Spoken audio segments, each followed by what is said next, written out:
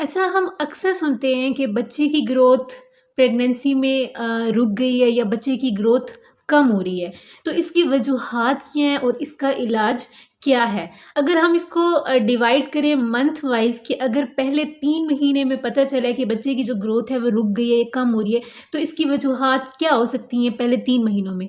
Number 1 तो ये कि बच्चे के अंदर कोई बनावटी नुक्स हो सकता है, कोई कॉन्जेनिटल मसला हो सकता है जिसकी वजह से जो बच्चे की ग्रोथ है वो प्रॉपरली नहीं हो रही है। नंबर 2 पे ये आता है कि मदर के अंदर कोई थ्रोम्बोफिलिया यानी कि कोई ऐसा डिसऑर्डर है जिसकी वजह से जो माँ का खून है वो गाढ़ा है, यानी कि माँ को एंटी फॉस्फोलिपिड सिंड्रोम भी हो सकती है, जिसकी वजह से होता है क्या है कि जो माँ का खून होता है वो गाढ़ा होता है, बच्चे को जो खून की सप्लाई होती है वो ठीक से नहीं होती है, जिसकी वजह से मिस कैरेज के चांसेस ज़्यादा होते हैं। अब ये तो हो गया पहले 3 मंथ्स की बात कि पहले 3 मंथ्स में कौन सी वजूहात हो सकती हैं। अब आखिरी 3 मंथ्स में क्या वजूहात हो सकती हैं? आखिरी 3 महीनों में ये वजह हो सकती है कि पहली बात तो ये है कि कोई वजह हो ही ना। माँ का कद छोटा है, बाप का कद छोटा है, जिसकी वजह से जो बच्चे का साइज़ है, बच्चे का जो कद है वो भी छोटा होता है, तो बच्चे के अंदर कोई मसला वगैरह नहीं होता। बस वो बच्चे का जो कद होता है वो वैसे ही छोटा होता है। नंबर 2 पे ये है कि अगर माँ की ग़िज़ा अच्छी नहीं है, अगर माँ की डाइट अच्छी नहीं है, मुतवाज़न ग़िज़ा नहीं ले रही है, यानी कि जो हमारे एशियन कंट्रीज़ हैं यहाँ पे तो वैसे भी एनीमिया का बहुत ही ज़्यादा बड़ा मसला है। तो उन बच्चों का जो साइज़ होता है, उन बच्चों का जो उनकी जो ग्रोथ होती है वो भी प्रॉपरली नहीं हो पाती है। तो एनीमिया भी इसकी बहुत बड़ी वजह है। नंबर 3, जिन माँओं का बीपी ज़्यादा होता है उनमें भी जो बच्चे की तरफ खून का फ़्लो होता है वो प्रॉपरली नहीं हो पाता है। खून का फ़्लो ठीक ना होने की वजह से बच्चे की ग्रोथ ठीक से नहीं हो पाती है।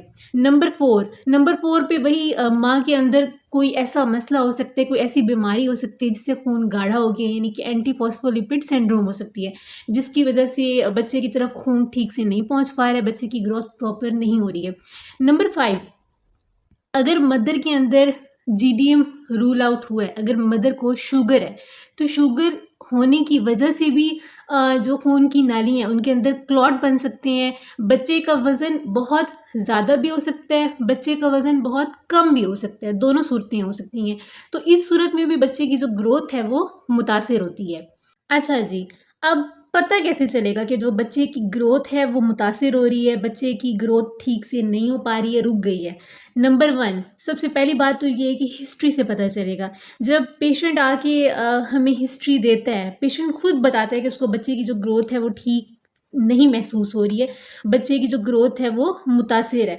नंबर 2, फिज़िकल एग्जामिनेशन से पता चलता है। जब फिजियो फंडल हाइट देखी जाती है, यानी कि आपकी जो एब्डोमेन है उससे अंदाज़ा लगाया जा सकता है कि जो बच्चा है वो इतने हफ्ते पीछे चल रहा है, उसकी ग्रोथ मुतासिर हुई हुई है।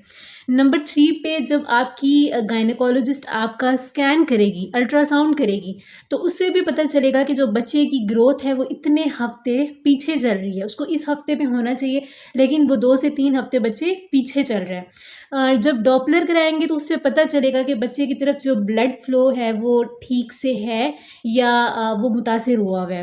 अब इसकी मैनेजमेंट क्या है, इसको ठीक कैसे करेंगे? अगर फ़र्ज़ किया खून की कमी है, यानी कि अगर एनीमिया है तो खून की कमी को ठीक करेंगे। अगर माँ को बीपी का मसला है तो बीपी की प्रॉपरली मैनेजमेंट होगी, उसको मेडिसिन से ठीक करेंगे और इस तरह से बीपी को जो है वो कंट्रोल किया जाएगा। नंबर 3 पे अगर शुगर का मसला है माँ को, तो उसकी प्रॉपरली मैनेजमेंट होगी, उसका रिकॉर्ड रखा जाएगा और माँ की जो शुगर है उसको प्रॉपरली कंट्रोल किया जाएगा।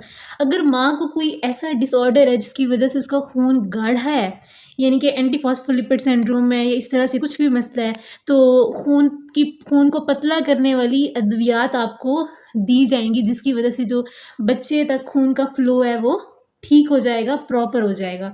तो अगर आपको मेरी वीडियो पसंद आए तो इसे लाइक करें, कमेंट करें और शेयर करना मत भूलिएगा। Thank you. अल्लाह हाफ़िज़।